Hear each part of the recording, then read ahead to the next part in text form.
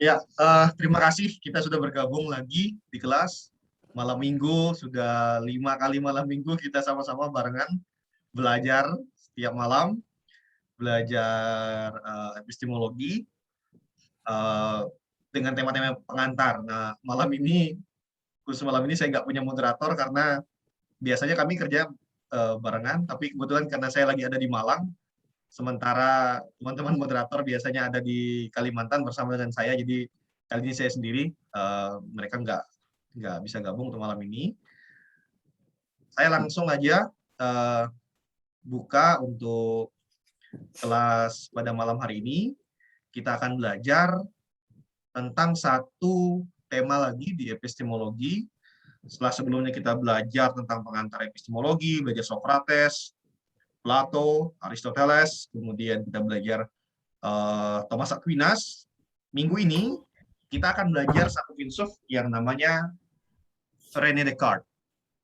Saya nggak tahu seberapa sering atau berapa kali Bapak Ibu sekalian, teman-teman sekalian pernah mendengar filsuf ini, tapi seperti pada saat saya memberikan pengantar waktu Socrates dulu, waktu pertama kali, poin saya dalam setiap kelas yang saya berikan adalah bukan pada seberapa jauh hafalan kita tentang teori-teorinya para filsuf ini, tapi saya berharap bahwa beberapa poin penting dari para filsuf ini bisa kita gali lebih dalam. Harapan saya di kedalaman, bukan pada seberapa jauh informasi yang kita dapat atau seberapa banyak teori yang bisa kita hafal. Tentu dengan demikian, saya tidak mengatakan bahwa kita melewatkan informasi-informasi penting dari René Descartes. Enggak, yang kita bahas adalah poin-poin pentingnya dari René Descartes, tapi kita upayakan untuk bisa kita refleksikan lebih dalam untuk kehidupan kita terutama. Nah, saya akan menampilkan presentasi saya.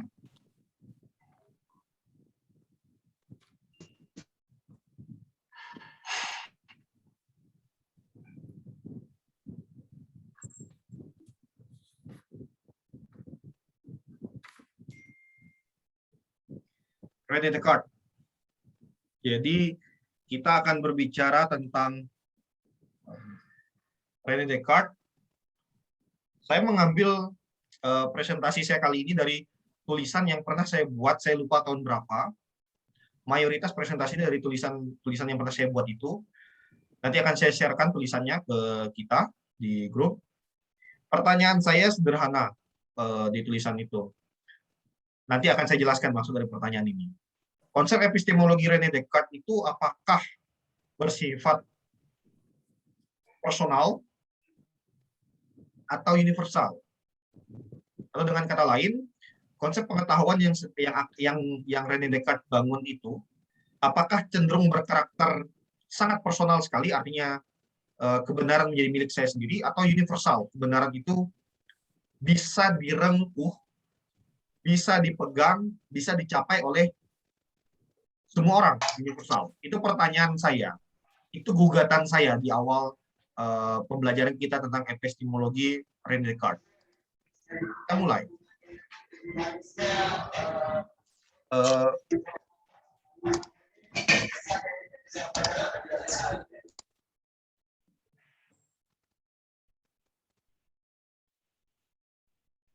Bapak Ibu sekalian, René Descartes itu pernah membuat pertanyaan, atau saya berikan pertanyaan ini kepada siapa? Siapa yang mau saya tanyai? Siapa yang mau saya ajak diskusi nih? Siapa yang mau? Silakan. Boleh, Pak. Pak Mizan. Pak Mizan, saya mau tanya-tanya nih, Pak Mizan. Pak Mizan pasti pernah mimpi ya? Pasti pernah bermimpi.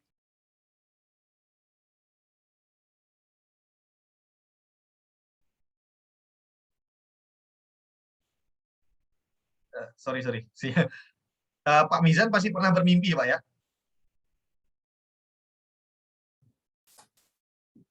Oke. Ini suara saya kedengaran ya, Pak Mizan ya? Kedengaran. Oke. Pak Mizan pasti pernah bermimpi.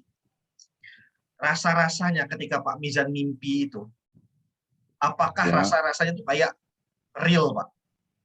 Pernah nggak Bapak mimpi yang rasanya benar-benar real sampai waktu bangun itu kayak ini kayaknya kejadian beneran deh. Pernah kayak gitu nggak, Pak? Pernah, Pak. Pernah. Pernah ya? Ya, Pertanyaan saya pernah. sederhana, Pak. Ini saya mengulang pertanyaannya Rene Descartes ya. Dulu mengulang pertanyaan Rene Descartes. Bukankah Ya. kayaknya bisa nggak kalau kita berpikiran hidup yang kita jalani sekarang, Pak Mizan ketika dengar saya berdiskusi sama saya, jangan-jangan hidup kita ini sedang menjalani mimpi, Pak. Ini nggak real. Oh, iya. Eh, Oh, pertanyaannya itu. Ya. Pertanyaannya, bisakah, maksudnya gini, bagaimana Bapak bisa membuktikan bahwa hidup yang Bapak jalani sekarang tuh bukan mimpi, Pak? Jangan-jangan kita ini Oh, lagi jalani mimpi loh, Pak ya. Kita hanya belum bangun aja. ya, ya, ya. Bagaimana Bapak membuktikannya, Pak? Ini pertanyaannya Rene Descartes dulu, Pak. Ya, ya, ya, ya. Ya, gimana? Hmm, Gimana Pak Mizan membuktikan bahwa Pak Mizan sekarang tidak sedang bermimpi? Oke. Pertanyaannya berat nih. Jangan-jangan kita ini sedang bermimpi, Pak Mizan. Tiba-tiba nanti kita bangun gitu aja. Ya, ya, ya. Karena Gimana Pak ya, Mizan? ya saking pernah mengalami mimpi itu seperti kenyataan. Jadi kita sangat sulit untuk mendeskripsikan apakah kita sekarang dalam keadaan bermimpi ya. Deskripsinya sulit. Iya. Deskripsinya sulit. Ya, deskripsinya.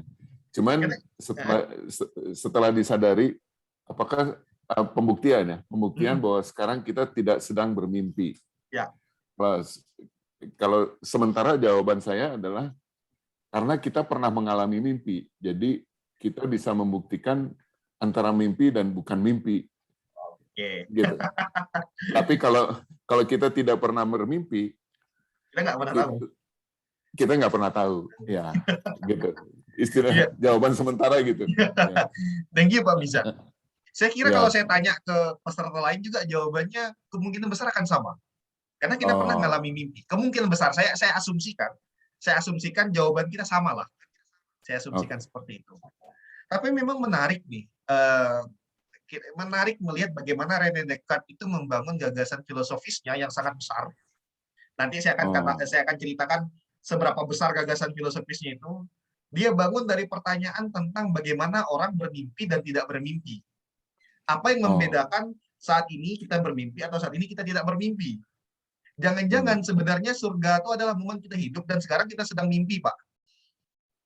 Jadi Oke. sebenarnya nanti kita bangun pas udah mati itu sebenarnya momen kita bangun. Mungkin saya nggak tahu. Saya nggak tahu. Kalau saya Hmm. pengen perlebar lagi refleksinya René Descartes. Kita akan mulai perjalanan kita untuk melihat pertanyaan tentang mimpi dan tidak bermimpi. Kita akan mulai pertama-tama gali dari siapa sih. Sorry, sebentar. Kita akan mulai gali dengan pertanyaan, siapa manusia ini? Siapa René Descartes? Kita lihat sejarah singkat kehidupannya. Dimatiin pusat René udah. Descartes itu lahir. René Descartes itu lahir di, saya nggak tahu bahasanya, cara membacanya, yang pasti saya sebut saja itu di Prancis, pada tanggal 31 Maret 1596. Jadi pada tahun 1600 ada seorang orang kudus gereja, Giordano Bruno, itu dibakar, dibunuh oleh inkuisi gereja Katolik. Giordano Bruno ini seorang Dominikan. Jadi dia lahir 4 tahun sebelum Giordano Bruno ini dibakar oleh inkuisi gereja Katolik karena dianggap sebagai bid'ah. Mengapa bid'ah? Karena Giordano Bruno ini mengikuti gagasannya Kopernikus, yang pada saat itu mengatakan bahwa pusat dari tata surya adalah matahari, bukan bumi. Sementara gereja pada saat itu meyakini bahwa pusat dari tata surya adalah bumi, bukan matahari. Kebalikannya. Karena gagasan Kopernikus ini diikuti oleh Giordano Bruno, makanya kemudian gereja memutuskan untuk menghukum mati orang ini. Sekali lagi karena dianggap sebagai bid'ah.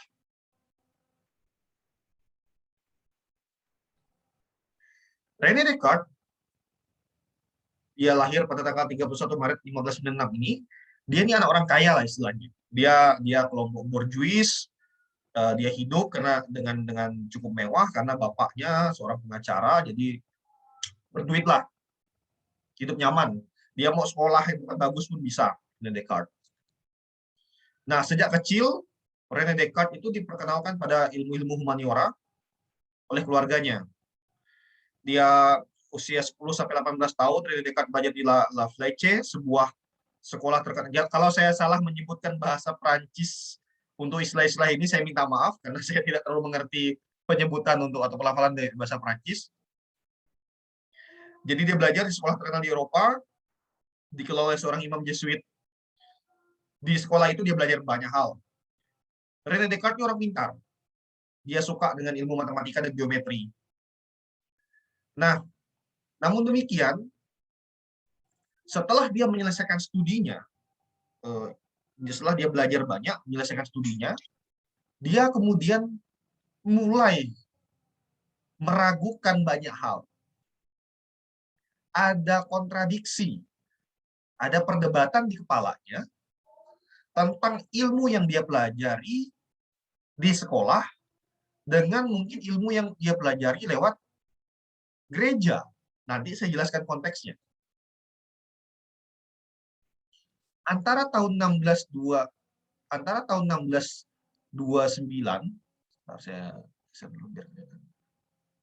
1629 sampai 1649, René Descartes hidup di negeri Belanda, di mana semua tulisannya kemudian diterbitkan.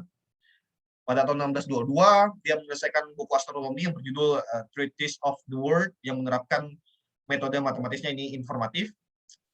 Intinya dia menulis buku yang mendukung gagasannya Kopernikus pada saat itu.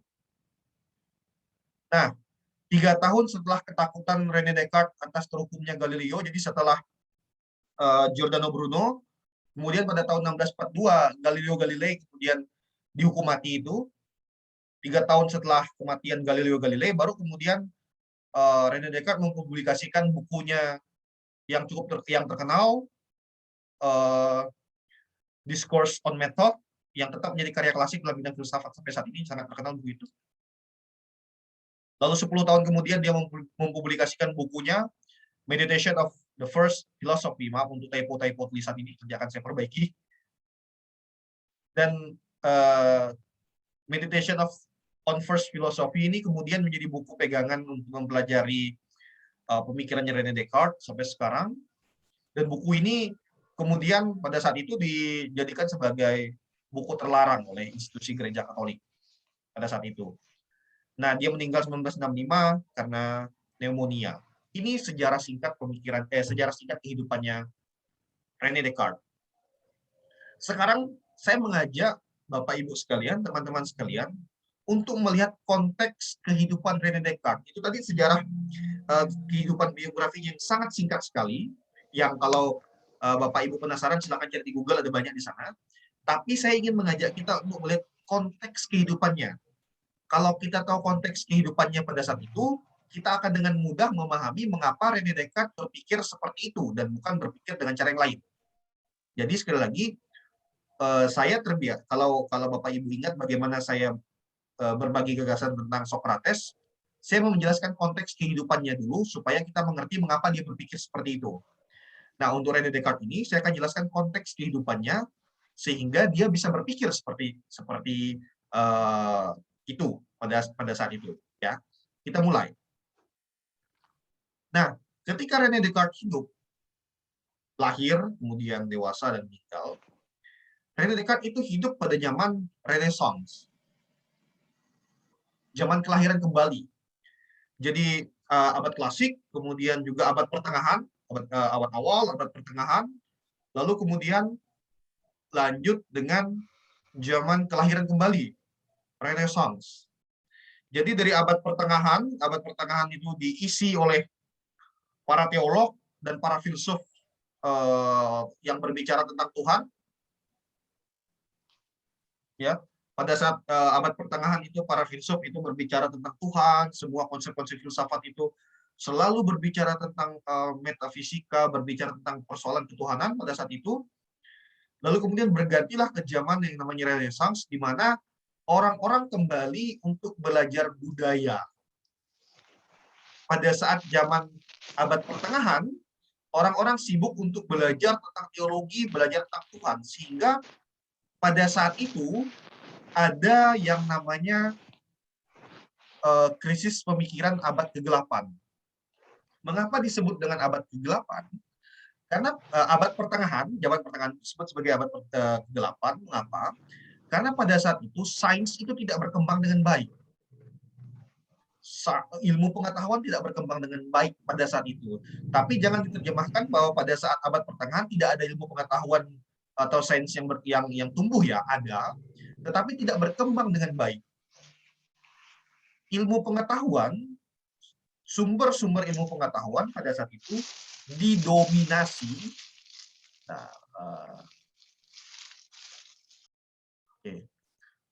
Sumber-sumber ilmu pengetahuan pada saat itu didominasi oleh biarawan-biarawati, kelompok gereja Katolik pada saat itu.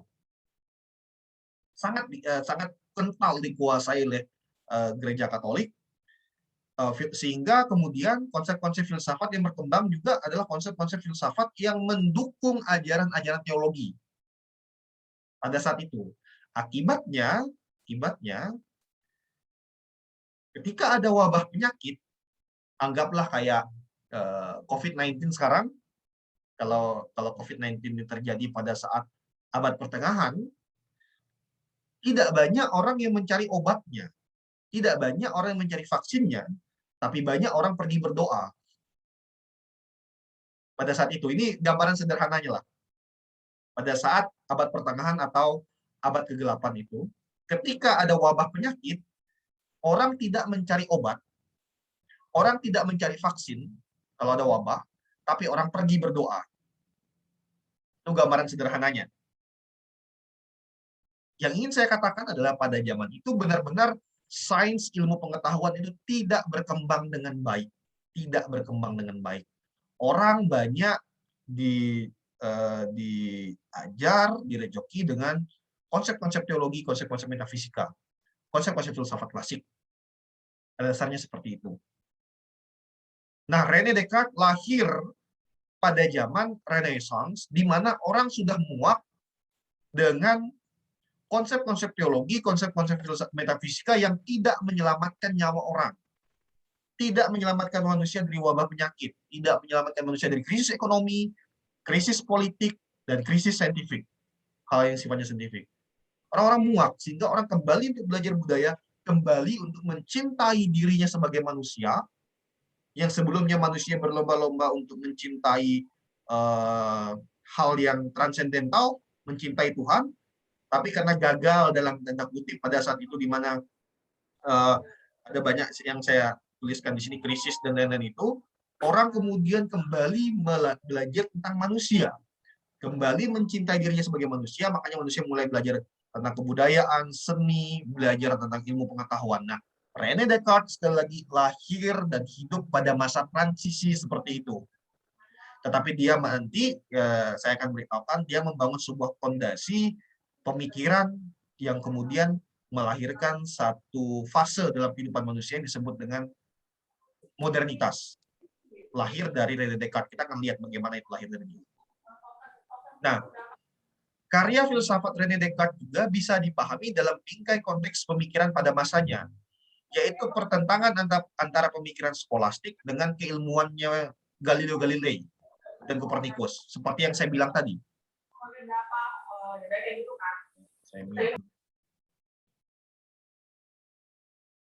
Seperti yang saya katakan tadi, René Descartes lahir ketika ada pertentangan antara mana sih yang mau diikuti, sains atau ajaran teologi pada saat itu.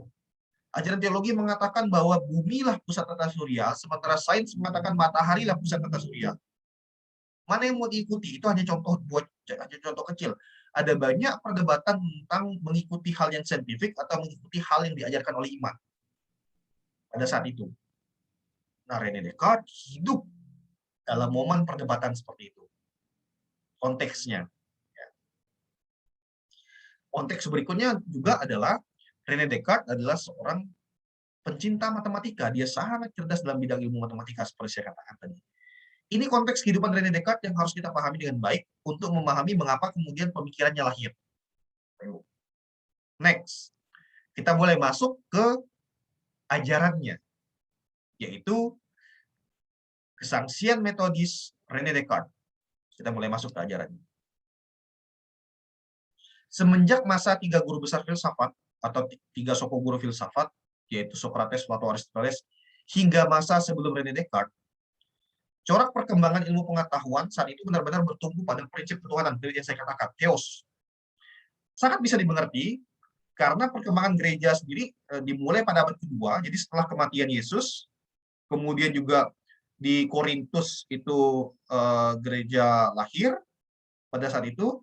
Semenjak kelahiran gereja di Korintus sampai kepada abad ke-15, perkembangan gereja ini mempengaruhi semangat zaman pada saat itu. Makanya saya bilang tadi sangat bisa dimengerti kemudian bahwa orang-orang belajar tentang teologi, sains itu pengetahuan itu diproduksi oleh gereja karena memang selain perkembangan gereja, dulu juga yang bisa belajar dengan sumber-sumber yang baik, referensi yang baik, itu adalah para biarawan-biarawati. Kebanyakan pada saat itu. Yang menerjemahkan buku-buku, yang menulis buku, kemudian punya perpustakaan yang bagus-bagus, itu kebanyakan adalah kelompok biarawan. Makanya wajar kemudian pengetahuan itu pada saat itu banyak diproduksi oleh kelompok agamawan, kelompok biarawan seperti itu. Sementara umat awam, orang-orang seperti saya, seperti Bapak Ibu, kalau hidup di zaman itu, hampir tidak mungkin bisa belajar dengan baik kalau kita nggak kaya. Kalau kita miskin, ya udah, pasti nggak bisa belajar.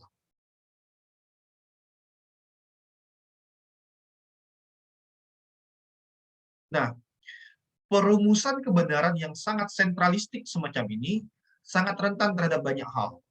Mengapa saya bilang sangat sentralistik? Tadi kita lihat sama-sama bahwa sumber dari pengetahuan itu hanya dipegang oleh satu kelompok tertentu. Makanya sangat rawan, sangat rentan terhadap banyak hal. Misalnya kediktatoran. Kediktatoran itu artinya apa? Artinya bisa jadi pada saat itu gereja Katolik, saya sebut gereja lah karena pada saat itu mungkin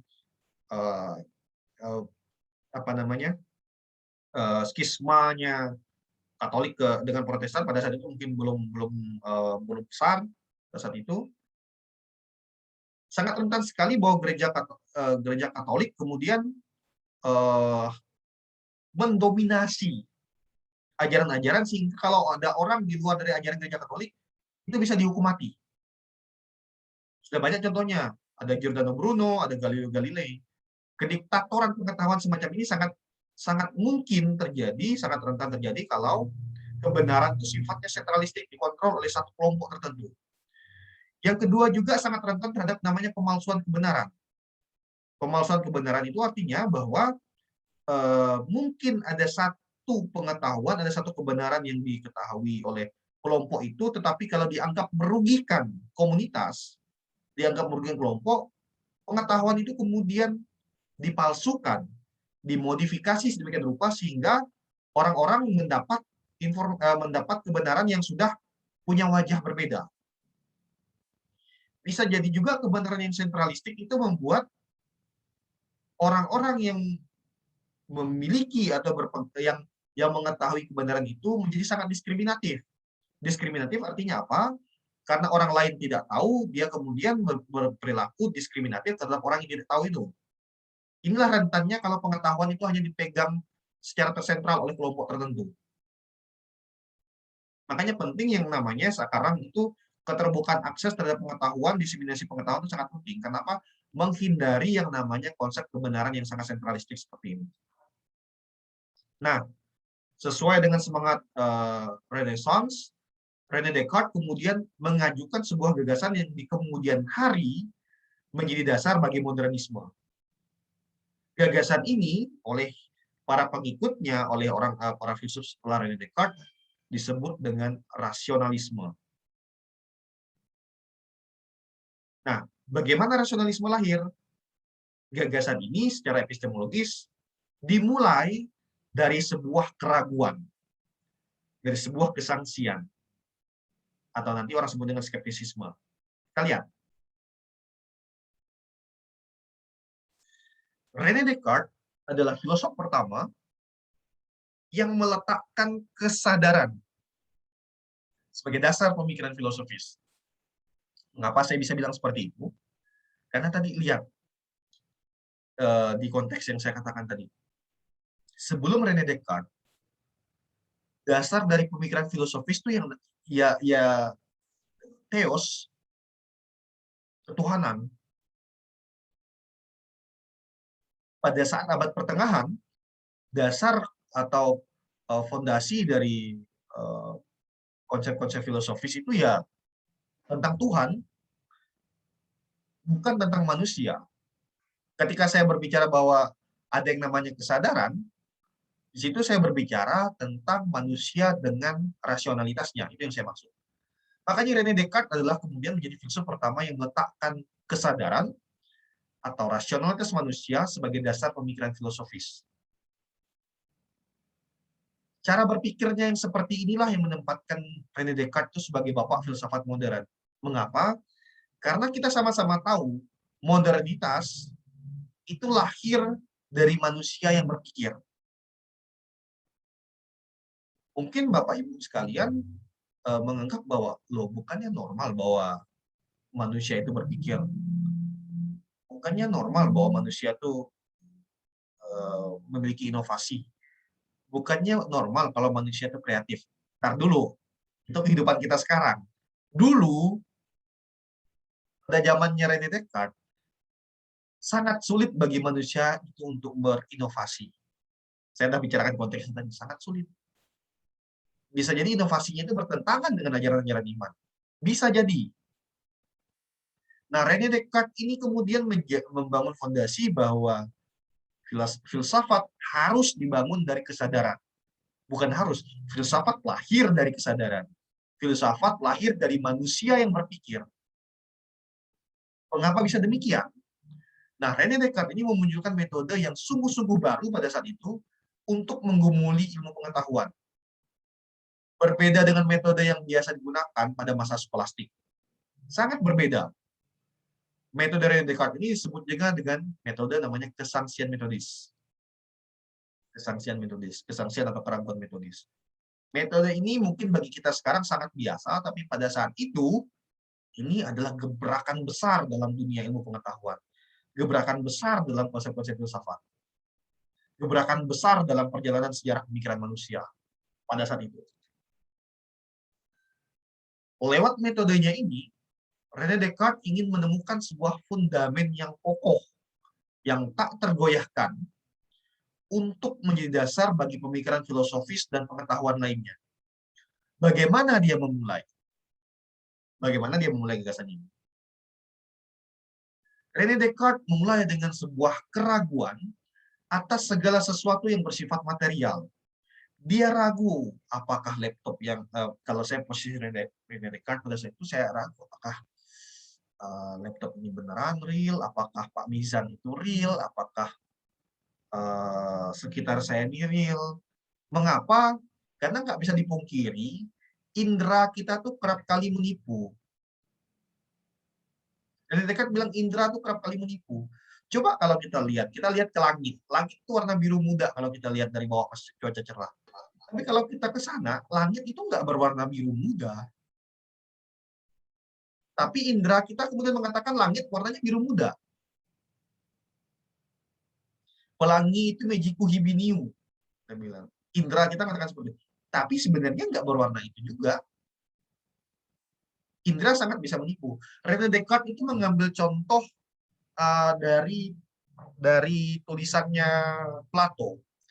Kalau kita ingat ketika misalnya kita ada air, kemudian kita masukkan pensil, pensilnya kelihatan kayak bengkok di dalam air. Jadi kalau belajar fisika dasar, pasti berkali-kali itu diberikan contoh tentang itu. Tentang bagaimana pensil yang dimasukkan gelas, pensil yang awalnya utuh, yang awalnya lurus, kemudian ketika masukkan ke gelas itu jadi bengkok. Padahal kalau ditarik lagi, ya dia nggak bengkok. Yang ini dikatakan di sini adalah René Descartes meragukan hal-hal material di sekitarnya. Atau tadi yang saya tanya dengan Pak Mizan di awal, tentang manusia yang bermimpi. Jangan-jangan hidup kita ini hanya mimpi yang kita jalani. Intinya René Descartes meragukan itu. Dia sangsi dengan kebenaran yang lahir dari materi, dari indera. Dengan kata lain, nampaknya indera manusia tidak bisa dijadikan patokan terhadap kebenaran. Indera bisa menipu. Karena indera menipulah, makanya kemudian otak menyimpulkan sesuatu yang keliru. Di sungai misalnya, ada kayu yang hanyut, tiba-tiba kena mata kita lihat itu, kita bilang, waduh buaya, ada buaya di sungai. Padahal sebenarnya hanya kayu saja. Bapak Ibu juga pasti pernah punya pengalaman di mana indera kita menipu kita sehingga kita menyimpulkan yang keliru. Kita pasti pernah mengalami itu juga. Pasti pernah. Nah, bagi Descartes, semakin jelas suatu ide dalam terang akal budi, maka semakin sesuailah ide tersebut dengan realitas, bukan sebaliknya. Yang ingin dikatakan adalah, semakin clear, semakin jelas akal budi manusia merumuskan sesuatu, harusnya dalam realitas terjadi seperti itu. Bukan sebaliknya.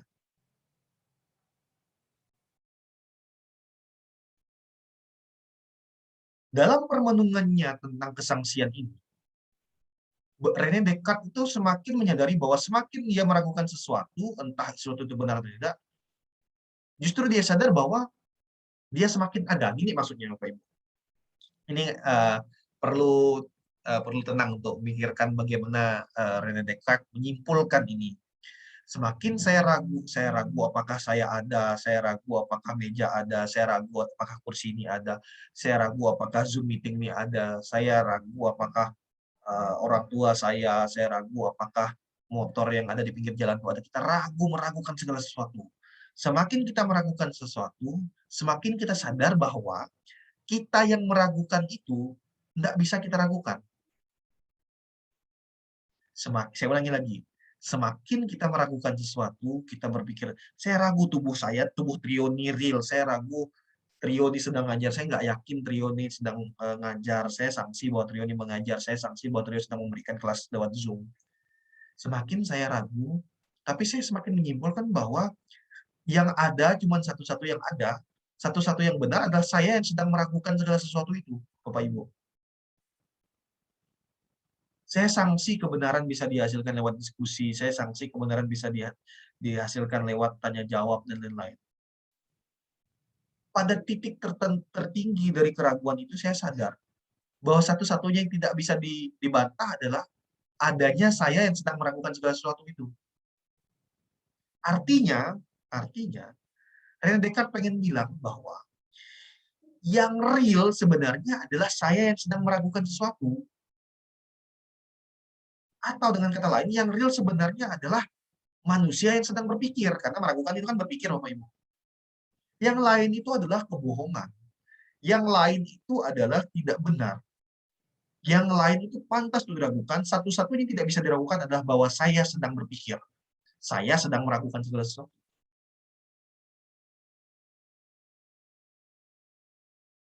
Kesangsian inilah yang menunjukkan bahwa manusia itu nyata. Kesangsian ini buah berpikir kita. Makanya René Descartes bilang, cogito ergo sum. Ini kalimatnya yang sangat terkenal. Semakin seseorang meragukan segala sesuatu, semakin dia masuk dalam aktivitas berpikir. Maka semakin dia sadar. Karena itulah René Descartes kemudian menemukan dirinya sebagai aku yang berpikir. Saya adalah aku yang berpikir. Cogito ergo sum. Saya berpikir, maka saya ada.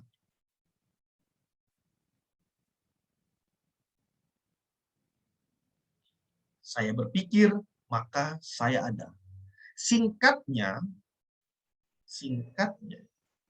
sesuatu yang membuat manusia itu menjadi manusia, kalau kita ngikuti gagasannya René Descartes, adalah pikirannya, kesadarannya. Sesuatu yang menjadikan manusia sebagai manusia adalah kesadarannya. Karena itu, kesimpulan dari konsep cogito ergo sum ini adalah manusia harus hidup dari kesadarannya. Manusia harus menggunakan akal budinya. Manusia harus menggunakan rasionalitasnya sebagai fondasi bagi kehidupan sendiri dan kehidupan bersama. Bapak Ibu mungkin bilang, loh, bukankah dari sekarang ini kita sudah tahu bahwa akal budilah yang membuat kita hidup? Bukankah rasionalitaslah yang menjadikan dasar kehidupan kita? Entar dulu, sekarang kita bisa ngomong gitu. Dulu, zamannya René Descartes, orang tidak menggunakan rasionalitasnya masing-masing. Rasionalitas manusia itu diserahkan kepada kelompok-kelompok biarawan atau mereka yang memproduksi pengetahuan itu. Saya sebagai orang miskin itu tidak punya ruang untuk menerjemahkan, tidak punya ruang untuk memanifestasikan pemikiran saya. Hanya mereka yang punya duit, hanya mereka yang kemudian punya akses terbuka terhadap pengetahuan lah yang boleh berpikir pada saat itu. René Descartes merubah semuanya. Dia bilang, enggak, setiap manusia berhak untuk berpikir. Lihat besarnya gagasan ini, setiap manusia berhak untuk berpikir, setiap manusia punya kemampuan untuk berpikir, dan setiap manusia punya kesempatan untuk berinovasi, berkreasi. Itulah besarnya gebrakan dari gagasannya René Descartes. Dia berhasil membangun fondasi pada saat itu yang menyatakan bahwa ini bahasa kasarnya, masa bodoh dengan gereja ngomong apa, pada ini konteks pada itu ya. Masa bodoh dengan gereja ngomong apa, masa bodoh dengan kelompok-kelompok berjuis itu ngomong apa, masa bodoh dengan orang-orang kaya itu ngomong apa. Manusia, mau kamu kaya, mau kamu miskin, sejauh dia bisa menggunakan akal budinya, dia bisa memproduksi pengetahuan, dia bisa membuat inovasi, dan dia bisa kreatif. Ini konsepnya René Descartes. Gebrakan besar pada saat itu, sekali lagi. Dia mengatakan manusia bisa berpikir, setiap manusia bisa berpikir menggunakan akal budinya. Gebrakan besar. Sebenarnya, ujung dari meditasi filosofis René Descartes ini adalah apa yang disebut dengan self-awareness, kesadaran diri. Tadi yang saya katakan di awal. Cogito itu kebenaran dan kepastian yang tak tergoyahkan, karena aku mengertinya secara jelas dan tak terpilah-pilah. Kebenaran tentang saya yang berpikir itu merupakan kebenaran yang sangat jelas. Kita nggak bisa membantah bahwa kita berpikir. Nggak bisa. Tidak terpilah-pilah. Maka René Descartes sendiri menyimpulkan bahwa saya atau subjek rasional atau pribadi adalah suatu substansi yang seluruh esensi dan kodratnya hanya berpikir, dan untuk keberadaan kita yang berpikir itu, kita tidak memerlukan ruang sedikit pun, dan tidak bergantung pada benda materi apapun. Bahasa sederhana dari kalimat ini adalah, dengan akal budimu, dengan rasionalitasmu, kamu bisa berpikir apapun, tidak peduli kamu kaya miskin, tidak peduli kamu tuh punya fasilitas atau tidak punya fasilitas, tidak peduli kamu tuh ada di belahan dunia manapun, sejauh kamu menggunakan akal budimu, kamu mampu berpikir. Kita bisa memproduksi pengetahuan, kita bisa membuat inovasi, kita bisa kreatif. Karena akal budi kita tidak tergantung pada benda atau materi apapun. Ini kehebatannya René Descartes pada saat itu. Nah, René Descartes kemudian merumuskan 4 arah berpikir manusia. Yang pertama, tidak menerima sesuatu sebagai kebenaran jika tidak menjadikan kepada pikiran suatu penjelasan yang tidak dapat diragukan. Jadi kalau sesuatu itu masih diragukan, jangan pernah diterima sebagai kebenaran. Kalau sesuatu itu masih meragukan, jangan pernah diterima sebagai kebenaran. Ini tamparan kita saat sekarang. Berita yang belum jelas, hoax, langsung kita terima sebagai kebenaran. René Descartes bilang, jangan terima sebagai suatu kebenaran kalau barang ini masih ragu-ragu. Yang kedua, kalau mau menyelesaikan permasalahan, pecah permasalahan itu ke dalam hal-hal yang lebih kecil dan detail. Ini penting, supaya jangan tiba-tiba ada masalah, langsung sikat. Ntar dulu, ada masalah, dipecah-pecah, didefinisikan dengan baik, diklasifikasikan dengan baik masalah-masalah ini, sehingga kita lebih kecil, klasifikasikan menjadi lebih kecil, sehingga kita bisa membuat keputusan yang benar. Mulailah pikiran dengan hal sederhana dan mudah untuk dimengerti. Kemudian, bangun penalaran menurut tingkat permasalahan dari yang paling sederhana ke arah yang lebih luas dan lebih kompleks. Ketika kita ingin memetakan sesuatu, pecah-pecah jadi kecil, kemudian kita bangun fondasi berpikirnya. Dari hal paling sederhana dan mudah dimengerti. Nah, kemudian, ketika kita ingin membuat keputusan atau ingin menyelesaikan masalah, pastikan bahwa kita melihat konteks ke belakang. Itu sebabnya Bapak Ibu, saya menggunakan arah berpikir ini dalam mempresentasikan PowerPoint pada hari ini. Sebelum kita belajar pemikiran René Descartes, saya ngajak kita untuk melihat konteks. Karena tidak mungkin ada kesimpulan itu tanpa yang namanya premis-premis di belakangnya. Konteks kehidupan René Descartes adalah premis-premis dari dia. Supaya kita dapat memahami bagaimana René Descartes menyimpulkan gagasannya, kita harus melihat premis-premis di belakangnya. Kita harus melihat konteks kehidupan René Descartes, konteks kehidupan pada saat itu, konteks teori yang dipelajari René Descartes. Nah, aturan arah berpikir yang disusun oleh René Descartes sangat dipengaruhi oleh cara berpikir matematis. Yang nggak heran, ini sangat matematis banget ini. Nggak heran karena dia seorang yang sangat jenius di bidang matematika. Nah, buah dari kesangsian metodis René Descartes ini adalah suatu konsep dalam epistemologi yang namanya rasionalisme. Rasionalisme lahir dari pemikiran René Descartes.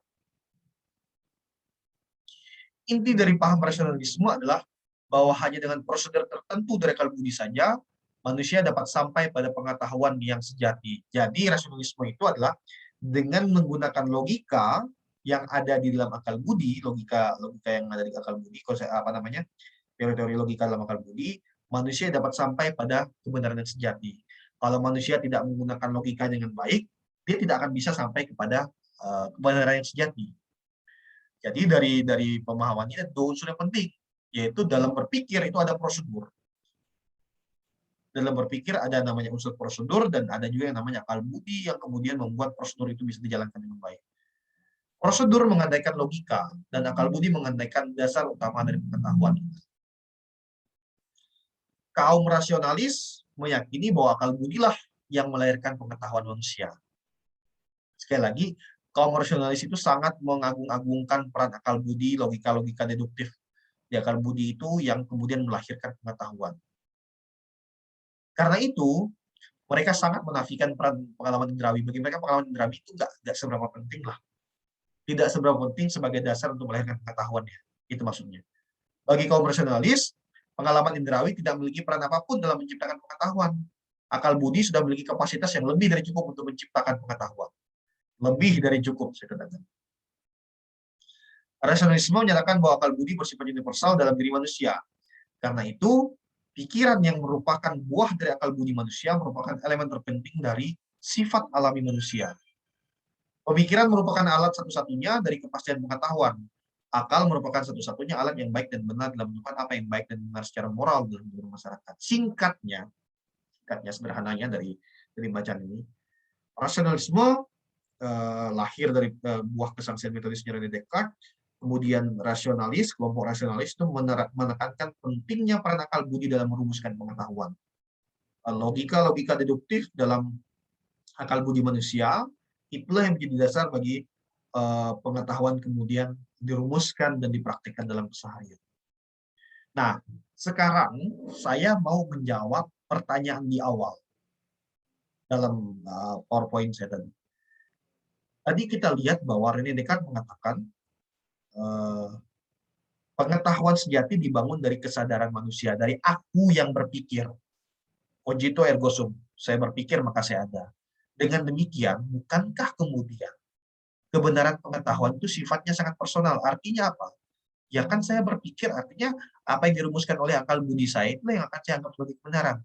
Bahwa misalnya Bapak Ibu punya pemikiran dan kesimpulan yang berbeda, ya itu urusan Bapak Ibu. Artinya kemudian, apakah kemudian René Descartes ini mengatakan bahwa kebenaran itu personal? Apa yang menurutmu benar, belum tentu menurutku benar. Apakah seperti itu? Saya merefleksikan pertanyaan ini. Bisa jadi tanggapan atau refleksi saya ini berbeda dari nanti Bapak Ibu bisa saja membaca yang lain-lain ya, di tempat lain maksud saya. Refleksi ini bisa jadi berbeda, tapi kalian tanya apakah konsepnya René Descartes ini sangat personal atau sangat universal, ini jawaban saya. Cara berpikir René Descartes yang menyaksikan segala hal secara metodis agar manusia memperoleh kebenaran ini membutuhkan pertanyaan. Bersifat apakah kebenaran yang ditawarkan oleh René Descartes? Apakah setiap manusia bisa mencapai kebenaran filosofis yang ia tawarkan? Kebenaran yang ditawarkan oleh René Descartes ini bisa saja bersifat personal. Mengapa? Karena René Descartes sendiri menunjukkan bahwa kekuatan akal budi setiap manusia untuk menemukan kebenaran. Artinya, René Descartes sendiri mengatakan bahwa akal budi setiap orang itu sangat mampu untuk menemukan kebenaran. Dengan demikian, setiap manusia, sejauh yang menggunakan akal budinya, manusia dapat menemukan kebenarannya sendiri. Tidak dapat dipungkiri bahwa dewasa ini orang-orang mengakui kekuatan akal budi dalam menghasilkan pengetahuan. Bapak Ibu bisa merumuskan kebenaran sendiri, mencari kebenaran sendiri. Jika dilihat secara jeli dan tepat, penjelasan René Descartes tentang pemikiran filosofisnya, kebenaran epistemologis yang ia tawarkan tampaknya bukanlah bersifat personal atau subjektif. Menurut saya, ini refleksi saya, melainkan universal. Mengapa? Ada beberapa penjelasan saya untuk memperkuat argumen ini. Pertama, René Descartes meletakkan pendasaran filosofisnya pada manusia sebagai ada yang berpikir, aku yang berpikir. Karena itu, heterogenitas atau perbedaan manusia di dunia ini dipersatukan oleh akal budinya. Akal budi adalah sesuatu yang bersifat universal dalam diri manusia. Klaim akal budi pun dengan demikian tak bisa bersifat personal. Artinya apa, Bapak Ibu? Artinya, walaupun manusia itu memiliki akal budinya masing-masing, tetapi sejauh manusia menggunakan prinsip menggunakan akal budinya, klaim bahwa akal budi manusia itu bersifat personal itu nggak bisa dibenarkan kemudian. Karena semua manusia menggunakan akal budinya. Dengan demikian, kebenaran yang lahir dari akal budi itu menjadi sangat universal sejauh sekali lagi manusia menggunakan akal budinya ya, sejauh manusia menggunakan akal budinya. Yang kedua, bagaimana menjembataninya?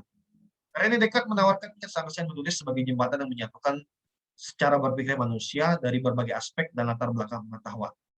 Sejauh manusia mengikuti jalan berpikir kesaksian metodis ini, maka mereka akan dapat sampai pada kebenaran yang sama. Artinya apa?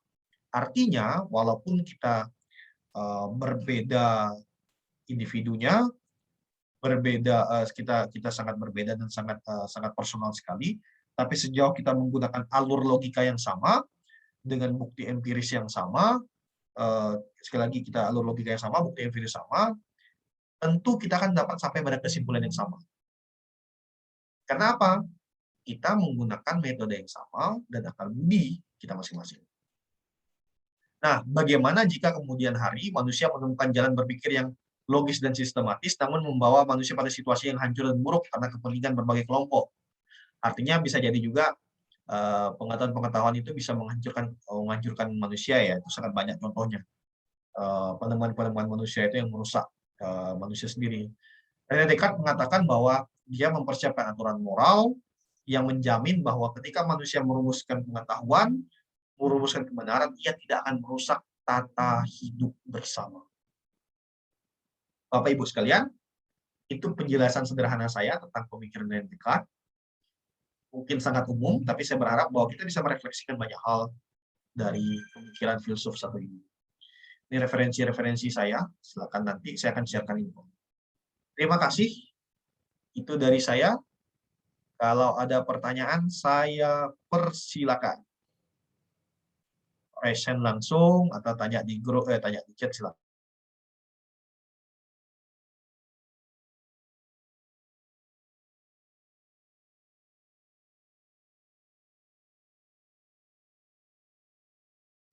Pak Trio, saya mau tanya. Silakan Pak, silakan Pak. Ya, saya closing-nya bagus Pak Trio ya, yang tentang 4 arah itu. Jadi kalau saya lihat itu justru kuncinya gitu ya. Jadi saya menyingkatnya 4 arah ini 4R. Jadi ragu, rinci, reka, sama recheck. Nah, ini sama persis dengan yang tadi disampaikan Pak Trio gitu.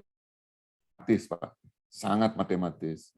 Dan ini juga dipakai di industri saat ini ya. Jadi setelah tahun berapa ya? 1928. Jadi itu dipakai, rasanya startnya dari 4 arah ini, Pak Tri. Jadi kan kalau di industri kan ada plan, do, check, action. Nah, ini hampir sama gitu. Cuman dia balik gitu ya. Ragu itu dia apa ya? Kesangsian itu dia teruskan menjadi satu plan. Nah, tapi pertanyaannya begini, Pak Trio ya. Jadi saya merasa justru René Descartes ya namanya ya. René Descartes ini sangat kreatif ya, sangat kreatif, dan dia ini kan ciri-ciri khas orang kreatif ya. Dia bergerak di atas garis normal. Karena jadi dari tadi ya, abad 12 sampai abad 15 itu kan kalau orang berpikir kreatif itu kan dipenjara lah, jadi susah lah gitu. Nah, tapi dia menurut saya sangat jenius ya. Dia bergerak sedikit di atas garis normal gitu. Tapi tidak melawan hukum dan dia tidak akan dipenjara gitu. Karena dia betul-betul kalau orang industri bilang dia masuk di dalam gray area gitu, di gray. Jadi di abu-abu nih, di abu-abu. Jadi nggak putih, nggak hijau, nggak ini, abu-abu. Jadi abu-abu. Nah, jadi apakah pertanyaannya gini, karena saya ngerasa ini urutannya bagus sekali ya. Jadi kenapa Socrates duluan, terus Plato, terus kemudian Aristoteles, terus Aquinas, terus kemudian muncullah si René Descartes. Jadi saya ngerasa kita ini dibawa kepada sesuatu yang berjenjang ya, berjenjang. Ini juga yang saya sampaikan ke Frater kemarin gitu, Frater Rambang ya. Jadi kita nih seperti diakumulasikan gitu, progresif tapi akumulasi. Jadi ilmunya itu pengetahuan kita tentang filsafat ini tidak loncat ya. Jadi sangat gradual, sangat berjenjang, dan sangat bertahap gitu. Apakah impresi atau pendapat saya itu benar, Pak Trio? Pertanyaannya sebenarnya itu. Ya, thank you Pak Mizan ya. Menarik memang karena gini Pak. Satu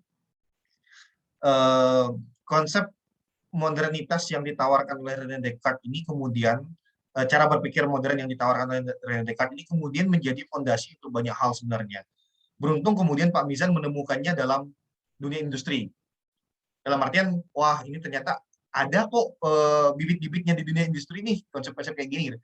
Di sektor lain juga sebenarnya fondasi pemikirannya René Descartes ini banyak digunakan juga dalam bidang lain. Itu yang pertama. Kemudian yang kedua, dalam kelas-kelas filsafat Pak Mizan dan Bapak Ibu yang lainnya, ada banyak perspektif yang digunakan untuk menyusun kurikulumnya. Nah, ini saya jelaskan nih. Saya mau beritahukan alasan mengapa KFT Katarina Siena menggunakan perspektif kurikulum seperti yang tadi dianalisa oleh Pak Mizan. Jadi gini, banyak pembelajar filsafat itu lebih tertarik untuk belajar konsep-konsep ketika lewat masa modern. Artinya dari modernitas ke postmodern tuh sangat senang dipelajari. Sebut saja orang belajar Karl Marx, belajar Nietzsche, belajar siapapun lah para filsuf itu. Sangat banyak. Tetapi sangat sedikit komunitas pembelajar filsafat yang mau belajar dari fondasi awal bagaimana filsafat lahir. Sangat sedikit. saya sekarang ini ada di komunitas filsafat yang di Malang, dulu saya sering di sini juga. Kami di sini dengan teman-teman di sini juga itu sadar bahwa para filsuf modern atau postmodern itu tidak akan pernah bisa menyampaikan gagasannya kalau tidak belajar dari para filsuf klasik. Tidak akan pernah bisa. Sokrates, Plato, Aristoteles itu tiga guru besar itu menjadi fondasi untuk seluruh filsafat modern atau postmodern ini. Ada satu filsuf namanya saya lupa, mungkin Whitehead atau Wittgenstein, saya lupa. Nanti silakan dikoreksi kalau saya keliru, antara Whitehead atau Wittgenstein, yang bilang kayak gini, seluruh pembelajaran, seluruh konsep-konsep filsafat modern dan postmodern itu tidak lain adalah hanya catatan kaki dari pemikirannya Plato. Jadi dia bilang bahwa seluruh pemikiran filsafat dari modern sampai postmodern sampai hari ini hanyalah catatan kaki dari pemikirannya Plato. Yang ingin saya katakan sekali lagi adalah kami memang mendesain pembelajaran ini mulai dari klasik dulu supaya kita tahu mengapa kemudian konsep-konsep itu ada, baru kemudian kita masuk ke zaman modern. Dan ada 1-2 filsuf postmodern yang nanti kalau Bapak Ibu lihat di kurikulum itu ada Habermas, kalau saya nggak keliru itu dia masuk postmodern, dia masih hidup sampai sekarang. Kita akan belajar dia juga. Nah, itu maksud dari kurikulum ini. Benar-benar kita ajak untuk dari awal naik, kita belajar satu persatu, dan runtut. Runtut artinya gini, tidak pernah ada pemikiran filsuf yang sekarang lahir tanpa pemikiran filsuf sebelumnya atau didasarkan dari pemikiran sebelumnya. Itu Pak Misan tanggapan saya. Ya, terima kasih, sangat jelas. Terima kasih. Ya, terima kasih Pak Misan. Pak Herianto Tan, ini raise hand ini. Silakan Pak.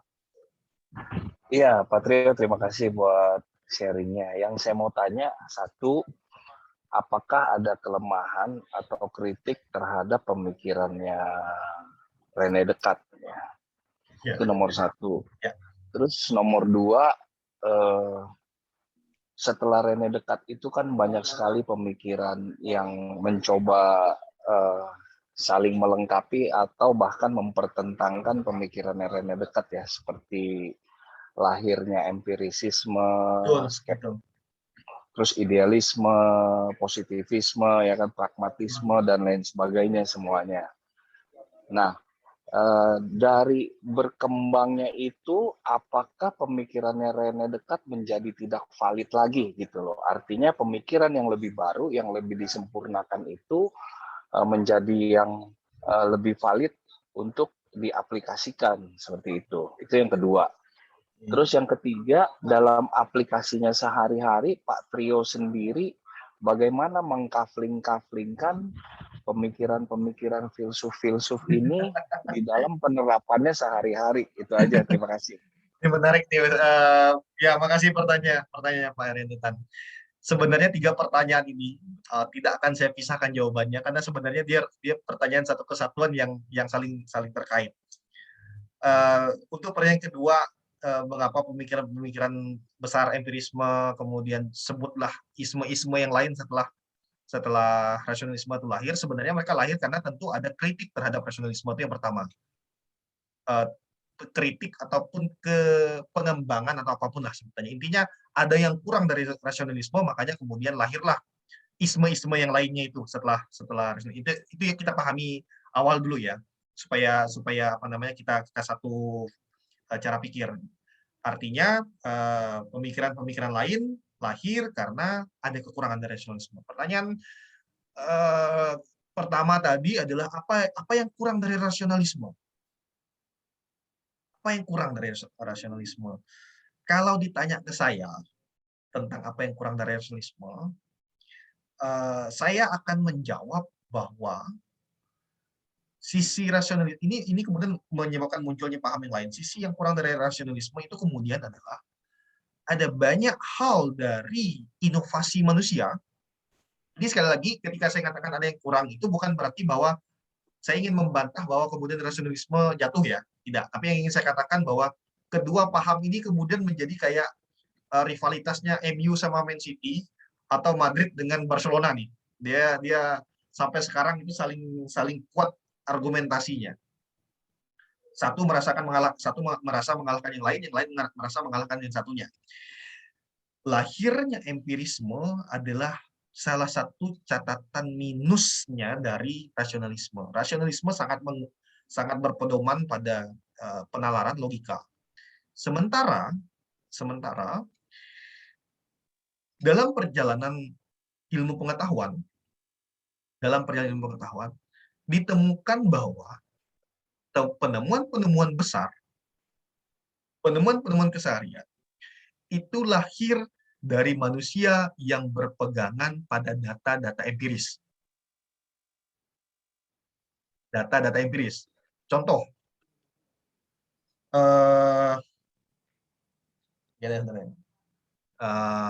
ini saking banyak contohnya. Contohnya kayak penemuan tentang apa ya? Tentang ya handphone lah. Saya nggak bicara yang lain.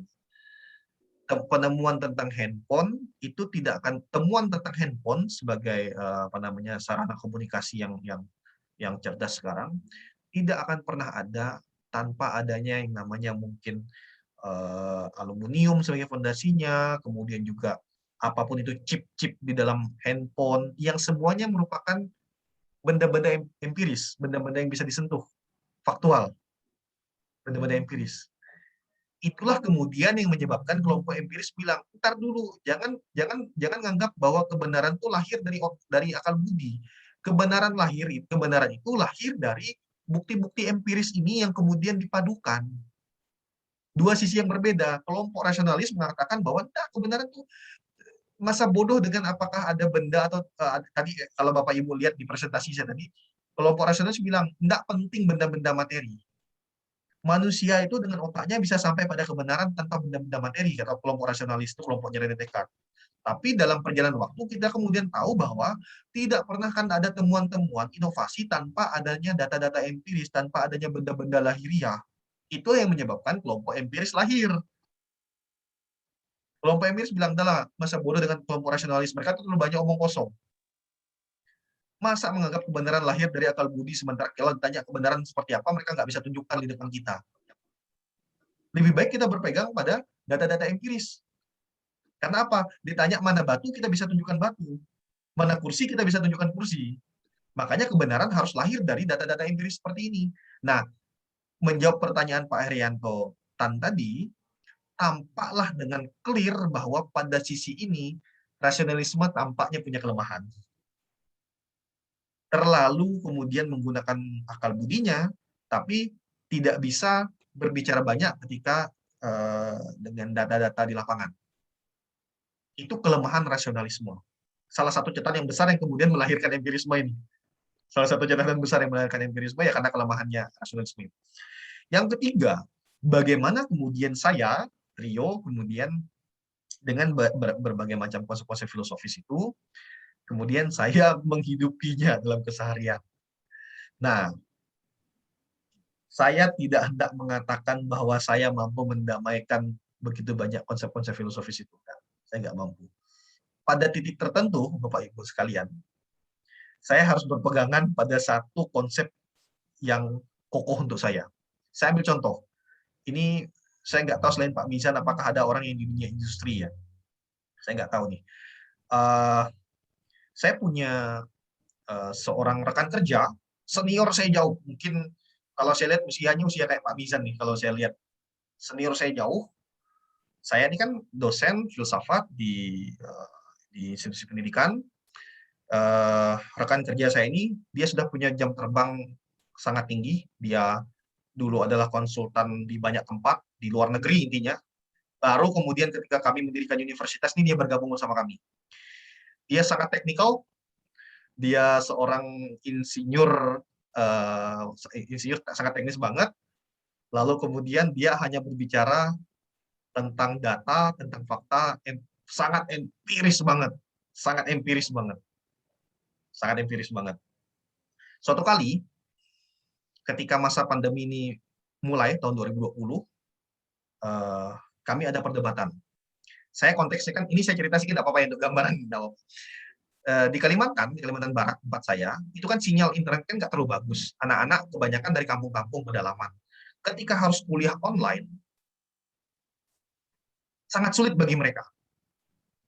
Sangat sulit. sudah tidak ada internet, jaringan internet, anak-anak di kampus kami itu dari kelompok menengah ke bawah. SPP per bulan kami, SPP satu semester kami kuliah itu 3 juta rupiah untuk kampus swasta. Saya nggak yakin ada kampus swasta bisa hidup dengan 3 juta rupiah per semester, saya nggak tahu lah. Tapi intinya sangat murah lah kalau untuk anak-anak. Lalu kemudian kami diskusi nih, Pak Iwa, saya nyebut nama lagi, nanti disensor lah. Bapak itu teknikal, kami diskusi dengan tim di pimpinan pada saat itu. Apa yang bisa kita lakukan untuk membantu anak-anak? Konsultan itu bilang, gampang. Jadi kesulitan anak-anak pada saat itu adalah setelah evaluasi satu semester, banyak anak tidak bisa kuliah. Jadi kuliah yang harusnya 16 pertemuan satu semester itu banyak yang bolong-bolong lah. Gitu. Kalau bolong-bolong kan nilainya rendah, kalau nilainya rendah artinya mereka bisa di DO karena nggak ikut kuliah dan lain-lain. Saya tanya, bagaimana solusinya untuk presensi? Apakah presensi anak-anak harus datang? Nah, konsultan itu bilang, simple, saya akan buat sistemnya, kalau mereka bisa presensi pada saat hari itu juga, jadi konsultan itu bilang, tidak boleh presensi di luar hari itu, atau di luar jam itu. Jadi kalau kita bisa buat sistem kayak gitu, Trio, kita sangat mudah mengukurnya, kehadiran anak-anak terukur, datanya tepat. Lalu saya tanya, kalau presentasinya ternyata mereka waktu mereka presensi tidak bisa pada jam itu, Pak, karena nggak ada sinyal, karena mereka di kampung, bagaimana? Oh, coret. Tidak boleh mereka masuk tetap dianggap alfa. Loh, kalau dianggap alfa nanti mereka dikeluarkan, Pak. Ya memang konsekuensinya seperti itu. Aturannya seperti itu. Sistemnya seperti itu. Kalau mereka tidak bisa ikut sistem, mereka keluar. Bayangkan, ini konsultan itu dengan cara pikir empiris sangat teknikal banget, dengan saya yang meyakini bahwa sangat rasionalis, sangat humanis juga dengan anak-anak, saya bilang nggak bisa kayak gitu. Nggak fair sistem yang empiris dipaksakan pada anak-anak dengan konteks yang berbeda.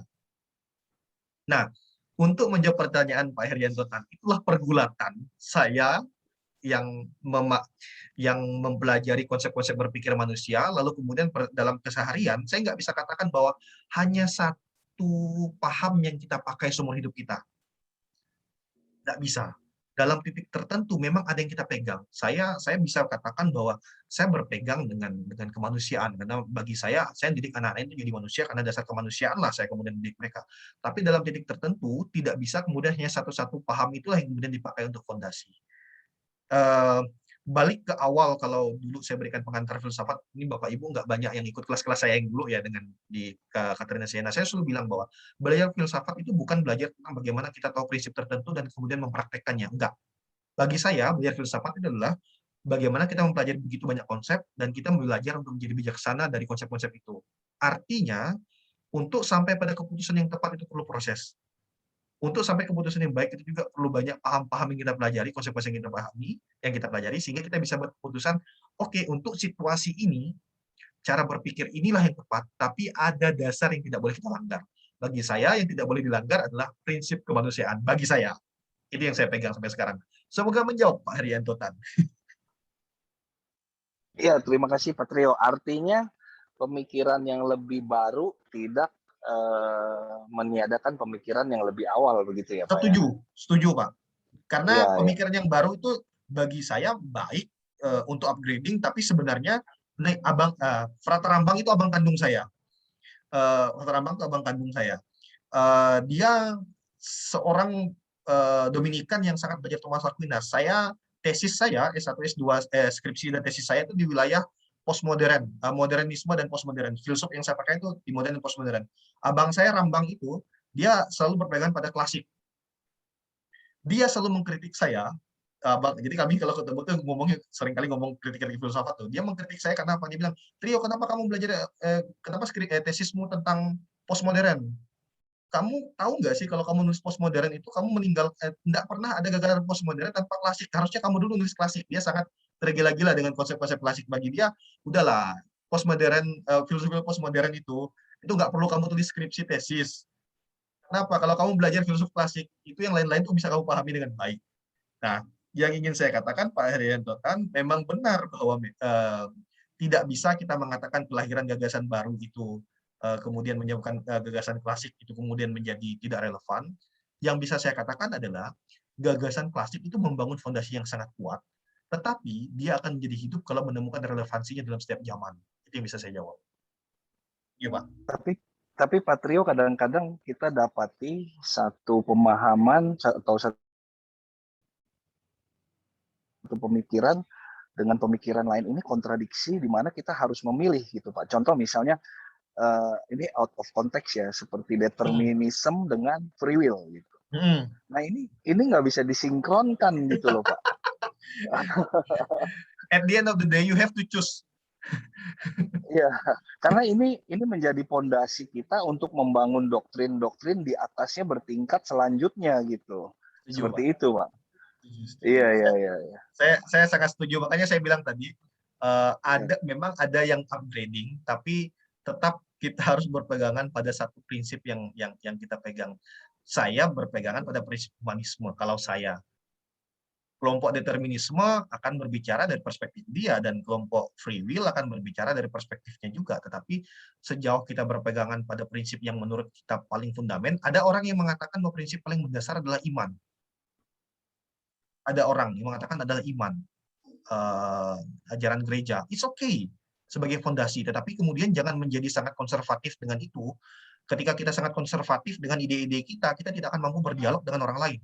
Itulah sebabnya saya bilang sekali lagi ya, saya sangat sedih kalau misalnya ada di antara kita yang menjadi sangat konservatif dengan salah satu ajaran saja.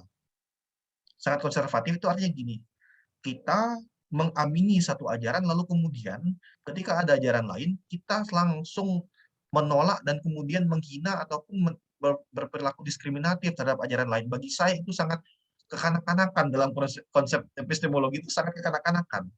Di epistemologi itu kita belajar bahwa oke, kita mengejar kebenaran, tapi bahwa ada paham yang berbeda, ya sudah, anggaplah itu sebagai pengetahuan bahwa kita berpegang pada satu prinsip. Oke, saya sudah membocorkan, saya berpegang pada prinsip kemanusiaan. Saya berpegang pada itu, bahwa ada kelompok lain yang menolak kemanusiaan. Ada kelompok lain dengan paham-pahamnya, misalnya dengan saya kemanusiaan Katolik ya, perspektif Katolik. Saya harus clear di sini biar nggak salah paham nanti. Ada orang yang kemudian dengan konsep LGBT, dengan konsep apapun itu revolusinya, it's okay, itu paham-paham yang mereka. Tapi kalau mau berdebat secara akademis, ayo kita masuk ke forum akademis. Tapi kalau hanya untuk berdebat kusir, hanya untuk menyakiti hati satu sama lain, lebih baik jangan. Itu yang sering kali terjadi, kan orang jatuh ke debat kusir jadinya. Kita lihat di TV banyak lah. Terima kasih. Ya itu bijaksana sekali Pak Trio. Terakhir nih Pak Trio. Ya, gimana Pak? Dalam konteks pemikirannya Rene Descartes ini, bagaimana ketika setiap orang mempunyai kondisi pemikiran atau kondisi kemampuan berpikir atau logik seseorang itu yang berbeda-beda tingkatannya. Apakah tidak menghasilkan satu subjektivitas output daripada pemikiran itu sendiri? Terima kasih. Terima kasih Pak. Nah, pertanyaan Pak Herianto Tan ini kemudian diselesaikan oleh seorang filsuf modern namanya Jürgen Habermas. Nah, saya tidak akan jawab pertanyaan ini Pak, nanti kita bahas pada saat sesi Jürgen Habermas saja. diselesaikan oleh Jürgen Habermas. Oke, terima kasih Pak. Ya, terima kasih. Pak. Ya, oke. Ini ada pertanyaan saya baca di chat ya. Saat ini pikiran cenderung menjadi balok atau dewa yang memberi pengendalian, karena pikiran mewakili ego yang terkondisi. Apa yang dilihat menjadi apa yang diingin dilihat, bukan melihat apa adanya. Objek cenderung menjadi representasi dan proyeksi pikiran ego. Nah, ini sangat psikologis sekali bahasa ini. Mungkinkah Budi melihat dengan jernih bila ego masih terkondisi? Oke. Mungkinkah cogito ergo sum menjadi aku yang diam dan memandangi apa yang adanya tanpa judgement? Mungkinkah akal Budi berpikir jernih? Kalau pertanyaannya spekulatif seperti itu, jawabannya adalah mungkin. Sangat mungkin. Akal Budi berpikir jernih itu sangat mungkin. Kalau gini Pak ya, kalau saya jawab, sejauh manusia menggunakan rumusan, saya tuh pengen nanti ada kelas Katarina Siena nih, nanti kita ini ya, belajar logika ya. Ini seru nih, kalau saya belum pernah buat kelas logika nih, bagus kalau ada kelas logika nih. Orang jarang belajar logika, yang orang kan selama ini belajar logika tuh logika matematika. Setuju Pak Trio. Nah, ini seru nih kalau belajar logika. Karena pertanyaannya Pak Udi ini bisa dijawab kalau kita memahami konsep-konsep logika sebenarnya. Sangat bisa dijawab. Artinya gini Pak Udi, apakah akal budi bisa menemukan kejernihan tanpa kena bias ego, bias sentimen, perasaan dan lain-lain? Sangat mungkin Pak Udi. Sangat mungkin. Tetapi kemudian saya nggak ingin mempertentangkan antara ego dengan akal budi Pak Udi. Yang ingin saya katakan adalah kadang-kadang ego itu membuat akal budi menjadi semakin lebih halus. Logika adalah ranahnya akal budi, logika. Kadang-kadang logika tuh kayak pisau, dia tajam, dia membedah banyak hal. Tapi tajamnya dia membedah itu menyebabkan sakit hati. Ego lah, sentimen lah yang membuat bedah cara pisau membedah itu jadi lebih baik dan lebih manis. Saya menggunakan analogi nih, minta maaf untuk menjawab pertanyaannya Pak Udi itu. Artinya bisa budi melihat dengan jernih, tetapi ego itu harus ketika ingin mencari kebenaran yang sifatnya rasional, ego kemudian harus disingkirkan, ditepikan terlebih dahulu supaya jernih akal budi. Itu nggak mudah, tidak semudah kayak kita naruh ini handphone saya pindahkan ke tempat lain, nggak semudah itu. Tentu perlu proses, makanya nggak mudah. Apalagi jujur aja, saya di sini ketika harus bicara di depan bapak ibu semuanya sudah senior dari saya, nggak mudah bagi saya. Tapi bagi saya nggak akan begini. Ketika saya berbagi tentang kelas, ini contoh nih untuk jawab pertanyaan Pak Udi nih. Ketika saya share tentang gagasan filsafat, saya lepaskan dulu ego bahwa saya ini orang muda yang ketakutan untuk berbagi gagasan dengan orang yang lebih senior dari saya. Ego itu saya singkirkan dulu. Oke, clear di depan saya akan mengajar filsafat, mengajar epistemologi kepada Bapak Ibu sekalian. Soal ego, soal bahwa nanti saya dibilang dicap menggurui orang lebih tua, ntar dulu lah. Itu akan kita diskusikan belakangan setelah saya ngajar di kelas aja lah. Saya pikir kayak gitu aja. Itu contoh bagaimana kemudian, oke, saya akan mencoba berpikir jernih bahwa saya sedang mengajar. Itu contoh kecil bagaimana kemudian akal budi, saya membiasakan akal budi saya untuk berpikir jernih, untuk tidak mengikuti ego saya atau kondisi ego saya yang dalam tanda kutip, wah ketakutan nih orang-orang senior semua nih, orang yang sudah asam garamnya lebih banyak dari saya, masa saya ngajar mereka tentang epistemologi, jangan-jangan mereka lebih tahu dari saya. Ntar dulu, saya lupakan soal itu dulu. Bagi saya ngajar ya ngajar, itu aja. Itu contohnya ya Pak Udi ya. Thank you Pak Udi. Berikutnya ada pertanyaan bagi saya di chat personal saya. Nah, fakta-fakta indrawi yang kita lihat, contohnya seperti orang miskin yang meminta-minta, adalah fakta bahwa mereka butuh bantuan. Jikalau kita memakai rasionalitas, maka kita hanya bertumpu pada pengetahuan. Kira-kira apa sistem komunis di Cina menganut pola pikir René Descartes? Dan bagaimana boleh minta penjelasan Hitler adalah salah satu contoh yang menganut ajaran filsafat ini. Apa saat itu dia terpengaruh pandangan ini atau bagaimana? Oke, ini pertanyaan menarik nih. Jadi pertama, saya ingin jelaskan dulu bahwa René Descartes dalam konsepnya tentang pengetahuan manusia, dia memulai dari yang namanya kesangsian, keraguan-raguan. Makanya ini contoh nih, misalnya ketika kita bertemu dengan orang yang meminta-minta di pinggir jalan, bagi saya, nah ini silakan Bapak Ibu pikirkan masing-masing sajalah kalau pengalaman Bapak Ibu. Pengalaman saya ada dua cara saya. Kalau saya ingin hanya berpedoman pada belas kasih, ada orang minta-minta, saya ambil duit, saya akan kasih aja. Tapi kalau kita berpikir dengan metode kesangsiannya René Descartes, kita bisa bertanya, ntar dulu nih, mereka yang minta-minta ini beneran perlu atau mereka hanya benar-benar titipan orang. Yang kedua, apakah dengan memberi mereka 2.000 setiap hari, 3.000, 4.000, 5.000 setiap hari, kemudian kita bisa membantu hidup mereka jadi lebih baik? Ataukah justru kita akan membentuk mereka menjadi justru kita membuat mental mereka menjadi bukan mental orang yang bertumbuh berkembang. Cara pikir ini saya gunakan ketika tahun lalu saya bersama mahasiswa itu memutuskan untuk merubah cara KKN, kuliah kerja nyata. Nah, kalau KKN itu kan biasa pergi ke tempat, kemudian bantu di situ, pulang. Pergi ke tempat, bantu di situ, pulang. Nah, saya mengajak anak-anak berpikir berbeda. Saya ketika mereka pergi ke satu kampung, saya tanya, coba kalian petakan masalahnya, lalu kemudian Coba kita rencanakan apa bisa kita buat untuk kampung ini. Akhirnya dengan kesangsian setelah melihat itu, kami kritisi satu persatu, bedah satu persatu permasalahan perkecil, lalu kemudian mulai tahun ini sampai 4 tahun ke depan, kami akan fokus untuk memberdayakan orang di kampung sampai mereka sampai mereka benar-benar dewasa dari masalah-masalah mereka intinya sangat banyak itu. Singkatnya, dengan konsepnya René Descartes, bukan mendewakan akal budi dalam artian bahwa pengetahuan itu menafikan perasaan, bukan itu, tetapi yang ingin dikatakan adalah benar-benar akal budi itu difungsikan untuk mengkritisi segala sesuatu dengan baik dulu sebelum kita sampai pada kesimpulan. Jangan langsung main tembak ke kesimpulan tanpa kita bedah satu persatu. Sederhananya kayak gitulah. Kalau ingin menjawab pertanyaan yang disampaikan ke saya. Jadi bukan berarti kemudian bahwa orang Cina dengan sistem komunisnya itu menjadi sangat René Descartes, enggak seperti itu juga. Yang ingin saya katakan adalah benar-benar sebelum kita mengambil keputusan dibedah baik-baik dulu. Dikritisi baik-baik dulu, disaksikan benar-benar dulu, baru kemudian mengambil kesimpulan. Lalu kemudian apa perbedaan antara filsafat klasik dan filsafat modern? Mengapa René Descartes dijuluki sebagai filsuf modern? Ya, terima kasih pertanyaannya, Pak.